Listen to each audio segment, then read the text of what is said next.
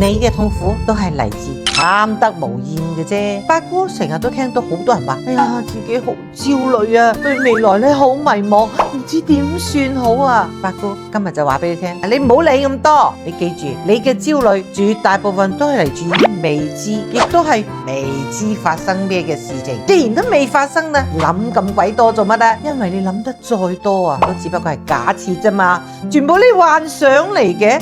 唔好驚佢，唔好恐懼，因為佢根本都唔存在。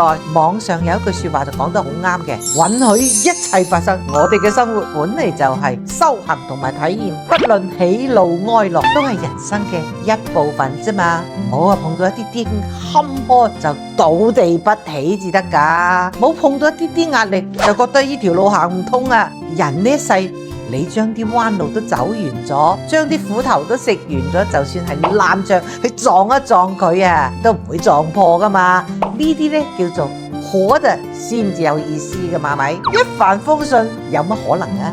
亦都好無聊啊嘛。呢個先至係你人生嘅主角。如果個主角喺巔峰之前唔嚟一啲悲情嘅戲，堅持住跨過去，捱過去，好運就自然嚟啦，係咪？覺得八姑講得有道理嘅，記得點讚關注，轉發俾更多人睇。